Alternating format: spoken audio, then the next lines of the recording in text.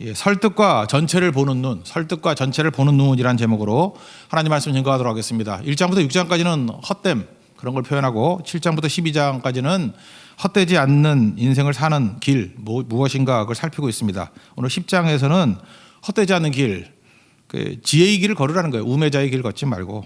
그게 11절까지고 그 다음에 12절부터 마지막까지는 그 말씀의 눈 가지고 사는 거, 하나님의 눈 가지고 살라는 거예요. 그게 바로 뭡니까? 전체를 보는 눈이다.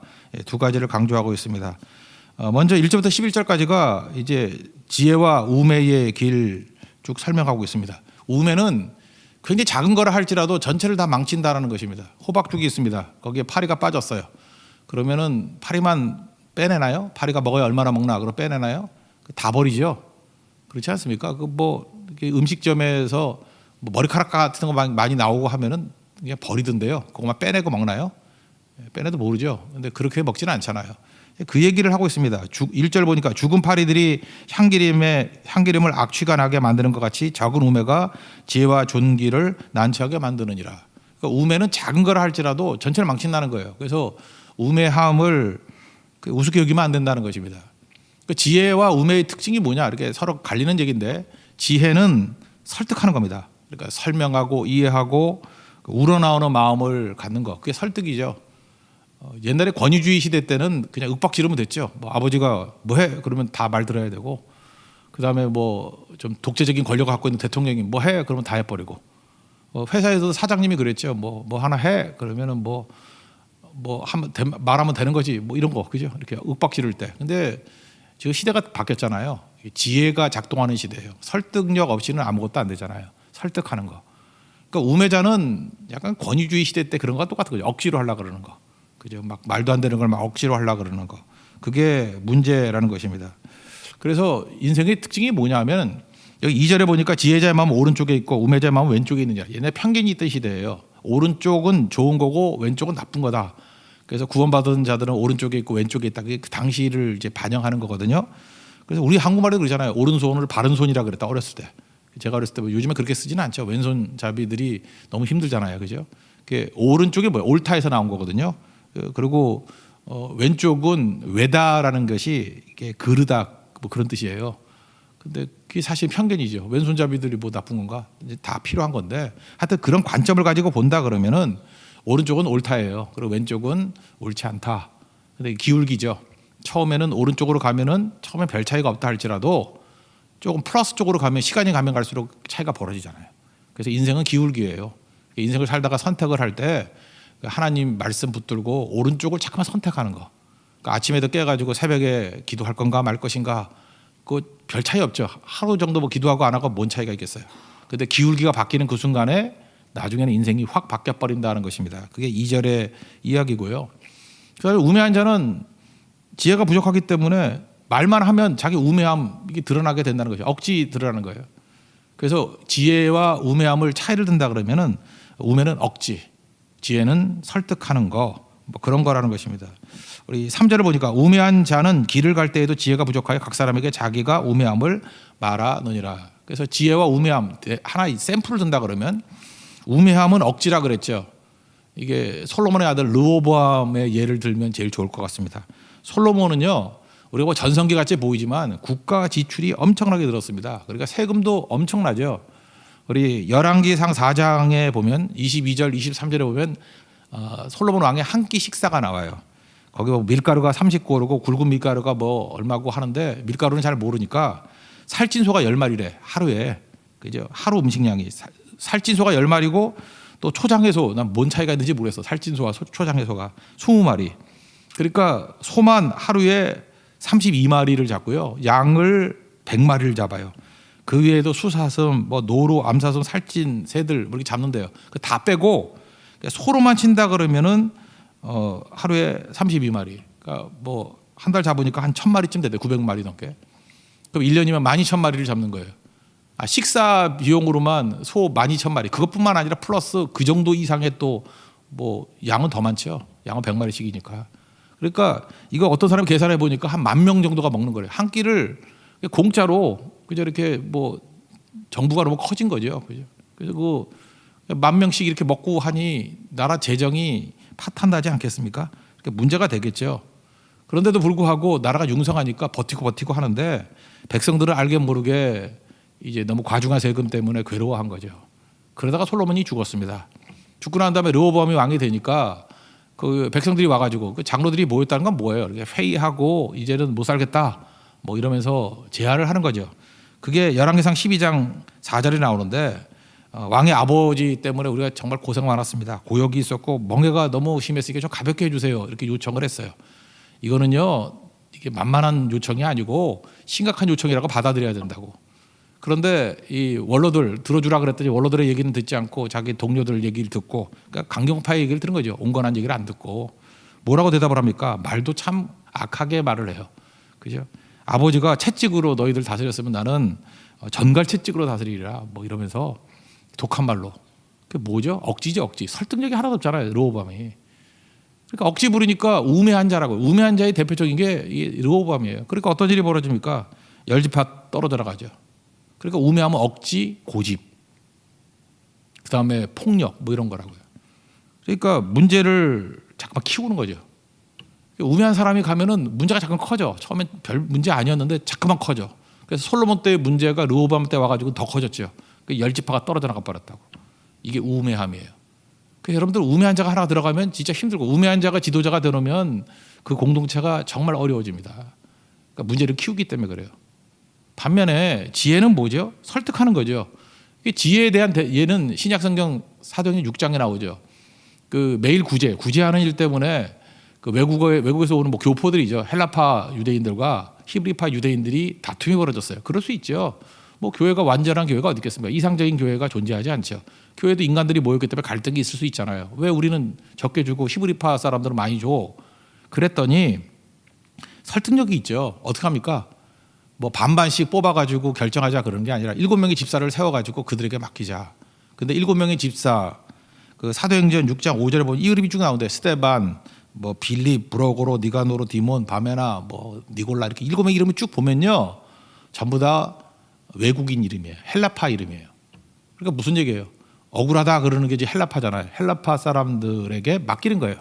니네들 억울하지? 니네들이 주도권을 가지고 풀어. 그렇다고 그 사람들이 뭐 헬라파 영화 유리하게 하겠어요? 공정하게 하는 거죠. 그러니까 이런 걸 뭐라 그래? 지혜라 그런다고. 그런데 우매한 자들은 보면은 뭘 세운다 그러면 지들 편끼리 다 모아가지고 작당해서 뭘 만드니까 사람들이 그거를 공정하다고 인정을 하냐고, 누가 받아들이냐고, 자기들끼리 다 해먹는다 그러지. 그러니까 이 타협과 균형이라는 건 바로 여기서 나오는 겁니다. 그러니까 참 이게 교회의 지혜죠. 넘겨줄 줄 알아야 돼요. 잠깐 억울하다 그러면 약자에게 결정권을 넘겨주고, 억울하다는 사람에게 결정권을 넘겨주고, 그래 니네들이 풀어봐. 그럼 이 사람들이 뭐 함부로 하겠어요? 그러니까 교회가 기뻐하면서 사도들은 기도와 말씀 전하는 것에 집중하게 되고 또 점점 부흥하잖아요, 교회가. 우리 교회도 이런 지혜를 가져야 돼요. 지혜는 이제 문제를 풀어가는 거예요. 문제를 풀어가는 거. 이런 지혜를 가져야지. 우매한 자들이 지도자가 되놓으면 별것도 아닌 문제를 가지고 자꾸만 이렇게 분노하게 만들고 문제를 키운다니까요. 르호보암 되지 말고 우리 사도행전 6장에 나오는 그 사도들과 같은 그 지혜로운 결정을 내릴 수 있는 우리 하나님 종 되길 바랍니다. 오늘 그 얘기예요. 그리고 또 한 가지를 더 말하는 건 뭐냐면 그 넘버벌 랭귀지라 그러죠. 어떤 사람은 말은 다 옳아. 우리 예수 믿는 사람들이 뭐 틀린 말 하나 말씀 증거하니까 말은 옳은데 태도가 안 좋으면 문제가 있죠. 항상 그래요. 내가 뭐 틀린 말 했냐고. 그래 틀린 말을 안 했는데 태도가 너무 안 좋은 거예요. 예, 불손하면 잘 안 들으려 그러죠. 그래서 오늘 4절에 무슨 얘기가 나와요? 주권자가 내게 분을 일으키거든. 그러니까 뭐 자기 상관이겠죠. 상관이 어떤 때 화가 나는 얘기도 할 거 아니에요. 이렇게 뭐 자기가 뜻이 맞지 않거나 그럴 때 너는 자리를 떠나지 말라. 이게 무슨 얘기예요? 박차고 문 쾅 닫고 나가지 말라는 거예요. 이게 뭐예요? 승질난다 이거 표현하는 거죠. 그러니까 무례함을 얘기하는 거예요. 공손함이 큰 허물을 용서받게 하느니라. 어떤 사람을 보면요, 별로 틀린 것도 없어. 그리고 다 옳은 사람이야. 근데 태도가 무례해서 문 쾅 닫고 나가고 하니까 그게 허물이 돼서 용서가 안 되는 거예요. 용서가. 그러면서 뭐 세상 썩었다느니 뭐 세상 말세가 다 왔다느니 그래서 잠깐 문제를 일으키는 거잖아요. 다니엘의 모델을 꼭 살폈으면 좋겠어. 다니엘의 뜻을 정했다. 뭐죠? 우상에게 바쳐진 음식 안 먹기로 결정하는 거. 용기죠. 용기. 타협하라는 얘기가 아니에요. 다니엘 같은 용기가 있어야 돼요. 근데 다니엘서 1장 8절 뜻을 정하여만 있는 게 아니고 그 뒤에 보니까 자기를 더럽히지 아니하도록 환관장에게 구했다. 요청한 거죠. 투정만 한 거 아니에요. 요청했어요. 설득했어요. 그랬더니 하나님께서 그 환관자에게 그 아료기죠. 은혜를 줘가지고 그 뭐라고 얘기해요. 그 은혜와 긍휼을 받게 하신지라. 이게 되게 중요한 거죠. 그래서 용기 플러스 공손함. 이게 되게 중요하다는 것입니다. 오름만 붙들지 마십시오. 오름을 붙드는 용기도 중요하지만 또 하나가 공손함 이런 게 되게 중요한 거예요. 저도 이렇게 과거를 돌이켜 보면은 옳은 거 옳았는데 그죠? 참 용기 있는 행동이었는데 이게 공손하지 못해서 그르친 일들이 많아요. 그 왜 그렇죠? 우매하기 때문에 그런 거죠. 참된 지혜는 무엇입니까? 용기 플러스 공손함이 있어야 된다는 거. 그게 지혜다. 그래서 우리가 우매함을 저버리고 지혜의 길을 걸어갈 수 있는 우리 하나님의 종 되기를 바랍니다. 이제 그 다음 나오는 게 5절부터는 뭐냐 하면은 이제 지혜와 우매함이죠. 지혜는 뭐냐 하면은 사람을 세울 때, 사람을 설득할 때 최고의 설득이 뭐냐면 어떤 사람을 세우느냐예요. 적임자를 세우고 또 다른 말로 하면 전문가를 세우면 설득이 되겠죠. 그렇지 않습니까?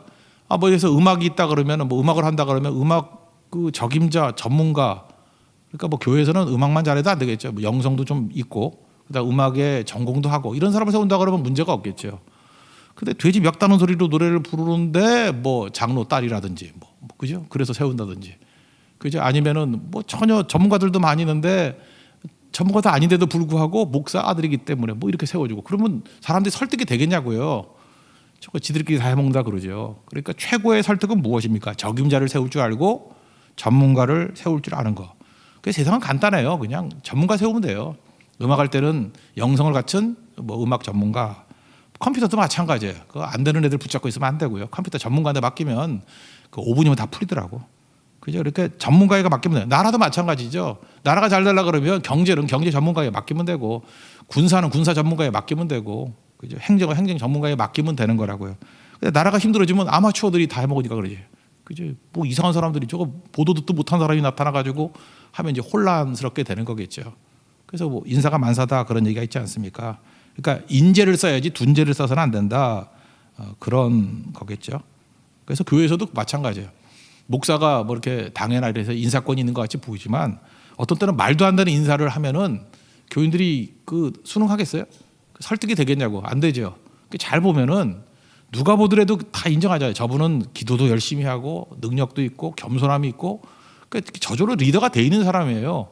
그런 사람들은 추인해 주는 거라고 열심히 해서 추인해 주고 누가 보더라도 뭐 당연히 저 사람은 간사할 사람, 당연히 저 사람은 집사할 사람, 당연히 저 사람은 장로가 될 사람 추인해 주는 거지 뭐 낙하산같이 이렇게 얘기하면 누가 설득이 되겠냐고. 그러니까 여러분들 잊지 말라고요. 지혜는 뭐예요? 적임자, 전문가 누가 보더라도 맞아 지당한 인사야 이렇게 하는 그런 것이 돼야 된다는 것입니다. 여기 보니까 이제 우매한 일들이 벌어지는 것들이 뭐냐면 이제 지도자가 여기 주권자라고 나오는데 인사를 지 멋대로 해버리는 거예요. 그죠? 그래서 5절 한번 보세요. 내가 해 아래에서 한 가지 재난을 보았노니 곧 주권자에게서 나오는 허물이라. 지도자 세웠는데 허물이 있대. 내용이 뭐냐면 이게 비정상적인 인사를 하는 거예요. 우매한 자가 크게 높은 지위를 얻고 우매한 자가 높은 지위에 올라가면 안 되죠. 우매한 자들 갖다가 뭐 중요지책에 다 앉히고 여기서 부자라는 것은 돈 많은 부자라기보다는 욕과 같이 하나님의 은총으로서의 재물을 가지고 있는 사람. 그러니까 이건 뭐 적임자라고 말하면 돼요. 적임자에게 낮은 지위에 앉히는도다. 그러니까 비정상적인 인사죠.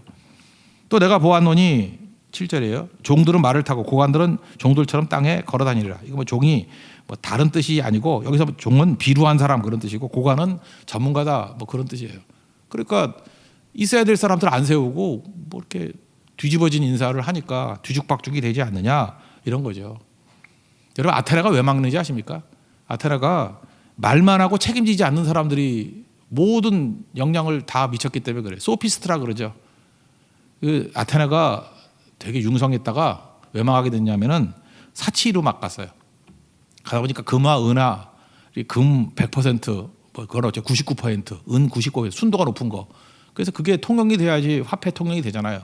근데 국가에서 이렇게 금화, 은화를 다 만들 수 없으니까 조금씩 떼먹기 시작하는 거예요. 그래서 금 90%, 10%는 동, 뭐 은도 이렇게 떼먹고 나중에 50%까지 갔어요. 금 50, 뭐 나머지 동 50.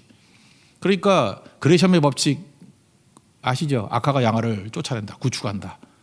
그러니까 그 순도 높은 거 딱 보면 알잖아요. 그런 거는 움직이지 않고 나쁜 돈들 막 50% 있는 것 막 돌다 보니까 국가에 혼란이 온 거라고. 나중엔 그거 안 쓰려고 그러고. 그러니까 국가 지금 혼란이 왔어요. 그러면 어떻게 해야 돼요?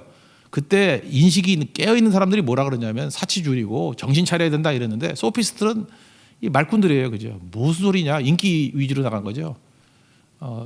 시칠리아 그 섬 있잖아요. 거기에 금과 은이 많다. 그 약탈하러 가자. 그래서 아테네가 원래 그 해군력도 강하지도 않은데 그 약탈하러 갔어요. 그래서 시칠리 갔다가 스파르타가 들어와서 망했어요.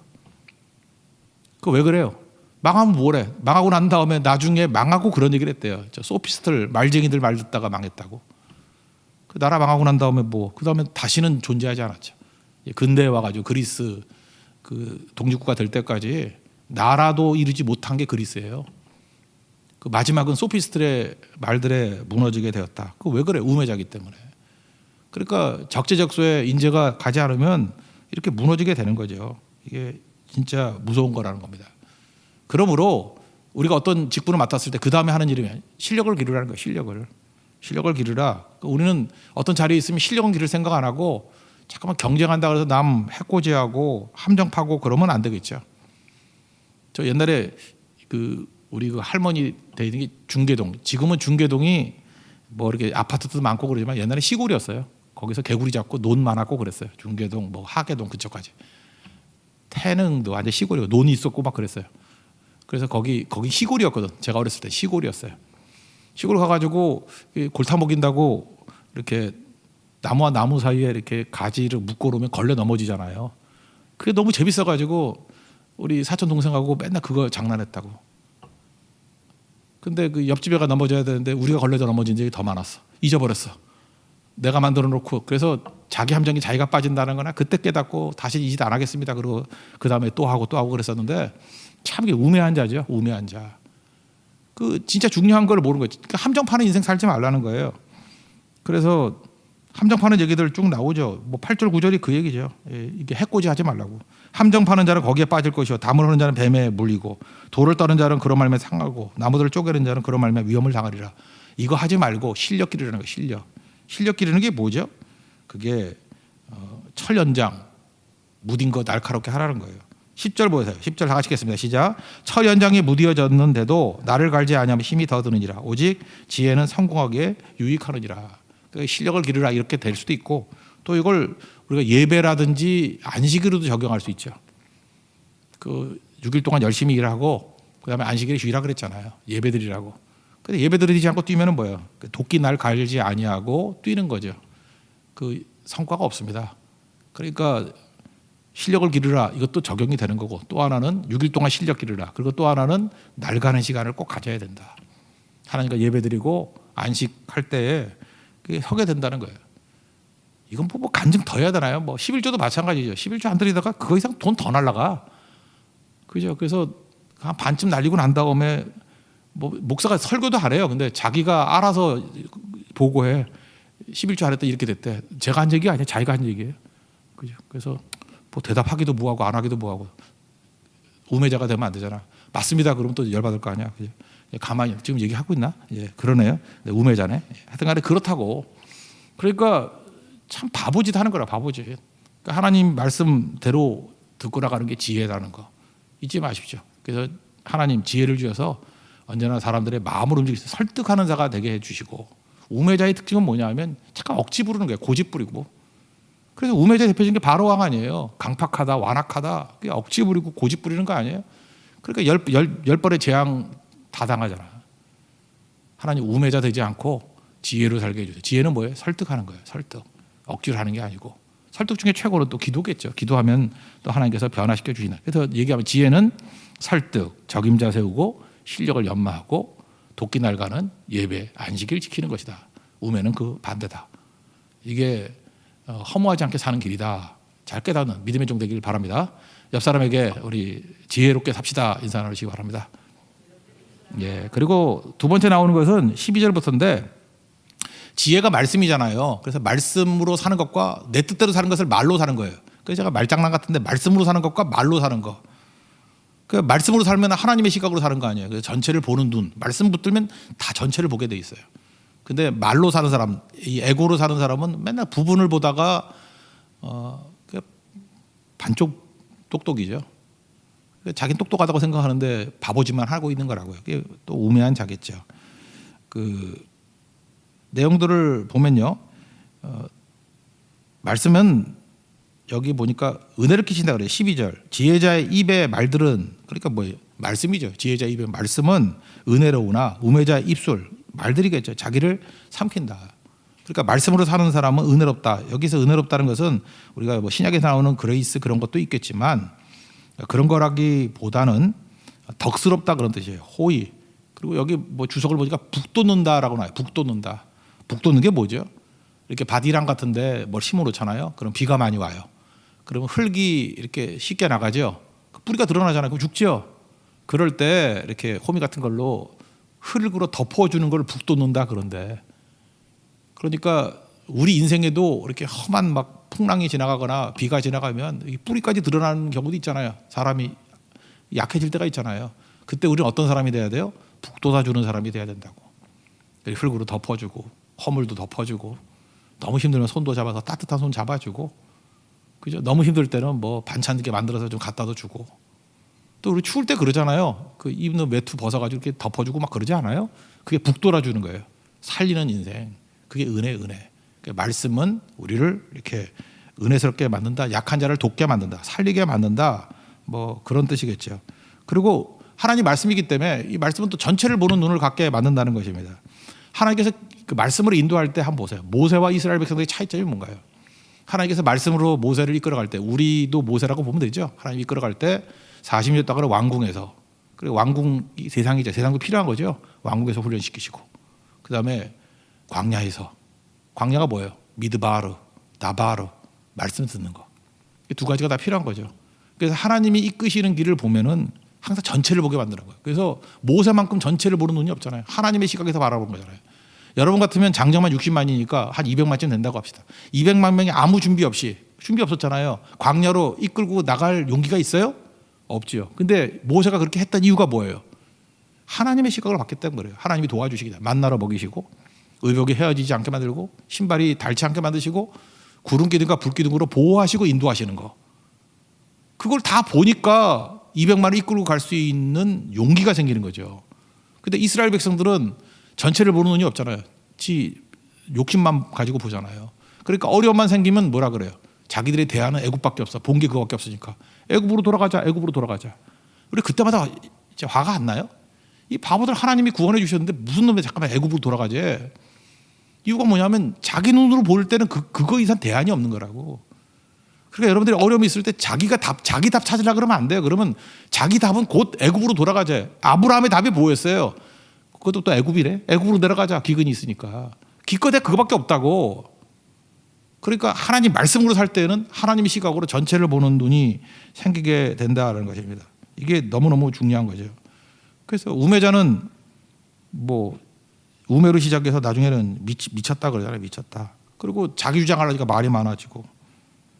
이것도 한번 읽어볼까요? 13절부터 15절까지 읽겠습니다. 시작. 그의 입의 말들의 시작은 우매요. 그의 입의 결말들은 심히 미친 것이니라. 우매한 자는 말을 많이 하거니와 사람은 장래 일을 알지 못하나니 나중에 일어날 일을 누가 그에게 알리리요. 우매한 자들의 수고는 자신을 피곤하게 할 뿐이라. 그들은 성읍에 들어갈 줄도 알지 못함이라. 그러니까 뭐예요? 근시안이 돼서 성읍에 맨날 다니는 성읍도 들어가는 길도 모른다는 거예요. 우리가 뭘 알아요? 그러니까 말씀의 시각을 가지고 전체를 보는 눈을 기르는 게 너무너무 중요하다는 것입니다. 그리고 이 전체적인 눈을 가진 사람들의 특징이 뭐냐면 서로 이렇게 영향도 주고받고 막 그래요. 그죠? 이게 되게 중요한 거죠. 이게 여기 16절 보니까 왕은 어리고, 어리다는 건 나이도 어리다 그런 게 있겠지만 철없다 그런 거죠. 그 대신들은 아침부터 잔치하는 나라, 타락한 특권 누리는 거죠. 이러면 화가 있는 거죠. 그러니까 왕도 문제, 대신도 문제, 그 망하는 거지. 반면에 서로 전염되는 거죠. 17절은 반대 얘기예요. 왕은 귀족들의 아들이요. 이거는 뭐 적임자다 그런 뜻이고요. 대신들은 취하지 않다, 깨어 있다. 그러니까 기억을 보하고 정한 때 먹는 나라니까 복이 있다. 그러니까 여러분 지금 탓하지 말고 왕이 되었던 대신이 되었던 누가 하나 깨어 있으면 영향 미칩니다. 왕이 깨어 있으면 대신을 살리고, 다윗 때 그랬잖아요. 또 대신들이 살아 있으면 왕을 또 깨우는 일도 있어요, 그죠? 서로 뭐 영향이 있다. 그러니까 탓하지 말고 내가 깨어 있으면 다 변화돼요. 남편이 깨어 있으면 아내를 깨우는 거고요. 아내가 먼저 깨면 남편 깨우는 거고 하나라도 깨어 있으면 돼요. 근데 둘 다 자고 있으면 그 아나니아 삽비라 같이 되는 거죠. 짝짝꿍 돼가지고 범죄하게 되는 거. 그러면 안 되겠죠. 그리고 또 하나 중요한 게 뭐냐면 우리가 살아 있어야 되는 필요성이 뭐냐면 살아 있어야 그 다른 것들이 다 살아나요. 그 전염성. 특별히 그 18절 한번 보면은요. 게으른즉 삭가래가 내려앉고 손을 놓은즉 집이 새느니라. 여러분 그 육체적으로 열심을 내면 영도 살아납니다. 그래요. 뭐 어떤 사람들이 이렇게 정신이 매가리가 없는 사람들 보면 육체를 안 다루기 때문에. 그래서 여러분 영이 깨어야 되라고 하면 육체를 깨게 만들면은 영이 또 살아날 때가 있어요. 진짜 그래요. 또 영을 깨우면 육체도 살아나고 서로 영향을 미치게 된다라는 것입니다. 근데 참 묘한 게 뭐냐면요. 사람이 그런 것 같아요. 그 빈집이 무너지는 거 아십니까? 집을 이렇게 오래 비워두죠. 그럼 이게 무너져요. 참 이상해. 근데 사람이 살면 안 무너져요. 제가 저 병원에 오래 있다가 이렇게 사무실에 갔더니 나 무너지는 줄 알았어. 나 문 닫아놓고 나갔는데 먼지가 어디서 들어오나? 쥐가 다녔나? 아니 문 닫아놓고 갔는데 먼지가 좀 있어. 먼지가 있고 그리고 뭔가 죽음의 냄새가 나타나요. 책을 만지는데 책도 죽었어 벌써. 볼펜을 만지는데 냉기가 흘러. 죽은 볼펜이야. 그래서 그거 살리려고 가슴에 껴안고 막 집어넣고 만지고 했더니 이제 다 살아났어. 근데 다 살렸거든요 지금. 다 살렸어요. 뒤쪽에 있는 책만 빼놓고 다 살려놨어. 그래서 그런 얘기 들어봤죠. 그 경회로 그 뭐 국가 문화재니까 잘 보존하자. 보존하면 썩는데요. 그 나무로 만든 거 아니에요, 그죠? 그래서 가끔마다 뭐 국가적인 행사가 있다고 뭐 외국에 뭐 대통령이 오거나 그럴 때는 우리 대통령께서 그런 데 가서 이렇게 연회를 여는 것도 좋은 것 같아요, 그죠? 써야 된대요. 쓰면은 사람의 체온이 있잖아요. 36.5도 체온이 있고 손길이 닿고 하면은 안 무너진대요. 내가 볼 때 경회를 제가 계속 안 쓰고 있으면 100년 못 가. 근데 계속 쓰면은 500년도 더 가는 것이죠. 써야 돼요. 써야 된다고. 그래서 사람이 살아야 돼요. 안 살면 무너져요. 그 얘기 하는 거라고요. 우리가 살아 있잖아요. 그래서 활용하면 다 사는 거예요. 우리 교회도 마찬가지예요. 뭐 비대면 예배 그래가지고 지금 전염병 때문에 그러는데 이 교인들이 없이 이렇게 썰렁하게 있으면 이 건물 다 무너져요. 지금 의자도 그렇고 다 무너져 버린다고. 사람 만나야 돼요. 사람. 그죠? 이렇게 체온이 있고 만나고 해야지. 거기서 얻는 시너지. 그 시너지에서 순회력에서 나온 거죠. 합력하여 선을 이룬다. 시너지가 거기서 나온 거라니까요. 상상도 못하는 그 승수 효과가 있다는 거예요. 엄청난 일들. 여러분들 그런 것들을 귀하게 여길 줄 아는 그런 하나님의 종 되길 바랍니다. 그래서 또 똑같은 거예요. 균형이 있기 때문에 뭐 돈은 필요 없어 뭐 이런 이따위 소리 안 한다는 거예요. 여기도 그렇잖아요. 19절 이거 균형 얘기죠. 19절 한번 읽어보겠습니다. 시작. 잔치는 실약을 위하여 베푸는 것이요 포도주는 생명을 기쁘게 하는 것이나 돈은 범사에 이용되느니라. 이런 얘기하죠. 우리 교회는 뭐 이상적인 교회다. 그래서 뭐 지나치게 깨끗하고 뭐 우리 교회는 뭐 뭘 안 하고 저는 그런 게 별로 안 좋아요. 우리 교회는 그냥 평범한 교회고요. 우리 교회 이상적인 교회 아니에요. 이상적인 교회라고 말하는 교회를 가보면 다 이상한 교회더라고. 예. 그거 아니고요. 그리고 너무 이상적인 교회 찾지 마세요. 왜 그러냐면 여러분이 오는 순간에 이상적인 교회가 아니야. 여러분이 문제가 있는 사람 아니야. 그죠? 그러니까 교회는 이게 중요한 거예요. 뭐 너무 깨끗한 사람도 없고 저래서 지나치지 말라고 성경에 나오잖아요. 뭐 지나치게 의인 되지도 말고 지나치게 지혜자 되지도 말고. 우리 교회 뭐 목사도 그래. 뭐 지나치게 좋은 목사도 아니고 그냥 적당한 목사고요. 우리 교회 장로님도 뭐 지나치게 뭐 멋있는 장로님도 아니고 살도 좀 찌고 배도 나고 좀 그랬어요. 그죠? 그런 거고 성질도 있고 뭐 그런 분들이 있잖아요. 그죠? 그런 거지 뭐 인간이. 너무 이상적인 거 찾지 말라고. 뭐 교회가 왜 이래 그러는데 그따위 소리 하지 말아요. 사람 모인 데가 다 그런 거지.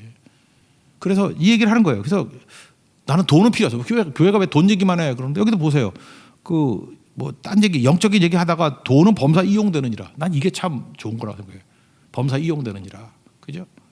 그러니까 돈을 사용하는 개념이 돈을 사랑하지는 않지만 사용하는 것들 이게 필요한 거 아니겠어요? 이게 중요한 거죠. 요한복음 2장에 가나의 혼인잔치 있잖아요. 그때 누가 한번 물어봤대. 예수님께서 왜 물로 포도주를 만들었냐고. 그때 답을 주는데 뭐 맞았다고 할 수도 있는 답들이 뭐 여러 가지가 있을 거 아니에요. 뭐 천국은 잔치기 때문에 그래서 첫 번째 이적을 천국이 잔치라는 걸 보여주기 위해서 그거 틀린 얘기 아니죠. 또 하나 뭐 그 부부가 얼마나 힘들었겠어, 그죠? 포도주 없으면 결혼식 망치는 건데 그래서 어려움 당한 사람을 도와주려고 그것도 맞는 얘기고 또 거기서 말씀대로 뭐 그대로 하라 그래 순종 있잖아요, 그죠? 그래서 마리아가 했던 얘기 2장 5절의 말씀같이 순종을 가르치려고 물도온 하인들은 알더라 맨날 그러잖아 우리는 거. 뭐 그것도 맞는 얘기고 또 어떤 분은 그래요 뭐 하나님이심을 드러내려고 그래서 제자들이 믿더라 그러잖아 그걸 보고 그러니까 하나님이심을 드러내려고 다 맞는 얘기죠. 근데 이것만 답이에요? 우리 맨날 이렇게 답답하게 생각한다고 이것만 답이냐고.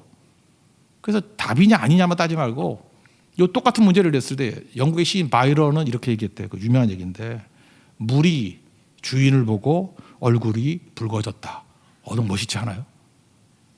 물이 자기 주인이 예수님이잖아. 예수님 보고 너무 부끄러워서 얼굴이 붉어졌대. 이거 포도주 좋아하는 와인 좋아하는 애들이 맨날 쓰는 말이에요, 그죠? 근데 우리 예수를 믿어서 그 와인 가게 가면 이거 많이 붙어 있어. 물이 주인을 보고 얼굴이 붉어졌다. 바이런. 그 가나의 혼인잔치. 그래서 포도주 마시지 하는 거 그건 약간 그러면서 또 마시지 말고 하여튼 뭐 이런 얘기거든요. 근데 멋지지 않아요, 시인? 시인들하는 얘기는 뭐예요? 답답하게 이게 정답입니다. 도구마 외치는 그런 답답한 인간 되지 말고 좀 여백미를 가지고 인간이 뭐 이렇게 완벽해?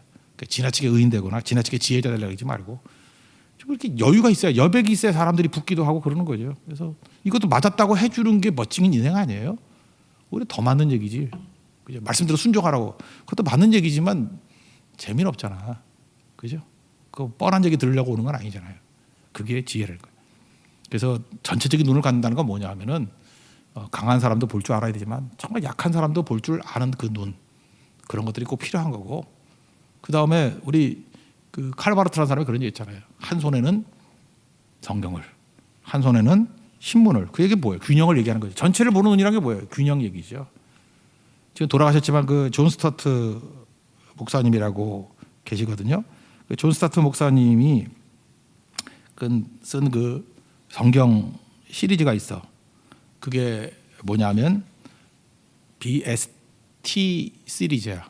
20권쯤 되는 시리즈인데 여러분 평신도들이 보면 좀 쉬운 내용이에요. 근데 뭐 신학적으로 약간 문제가 되는 것도 있지만 하여튼 신약 괜찮아요. 근데 BST 주석 시리즈 그 원래 뜻이 뭔지 알아요? Bible speaks today. 난 그게 그 말이 너무 재밌어. 성경이 오늘에게 얘기한대요. 그러니까 어떤 내용인지 알겠죠? 그러니까 정통 주석이라 그러면 성경 안에서만 막 철저히 분석하니까 목회자들한테 꽤 좋을 수 있어. 그런데 다리놓기예요.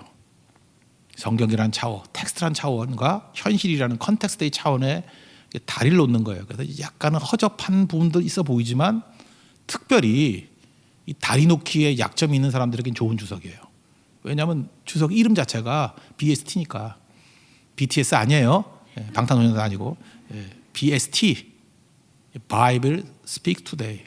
성경이 오늘 우리에게 말하고 있다. 여러분 그게 제가 볼 때 그 주석 내용 말고 그 주석이 표방하는 그 제목이 오늘 우리에게 주는 지혜의 얘기라는 거예요. 균형과 전체를 보는 눈을 갖는 우리 하나님의 신실한 용 되기를 축원합니다. 자리에 세워가겠습니다. 선한 능력으로 찾아가도록 하겠습니다.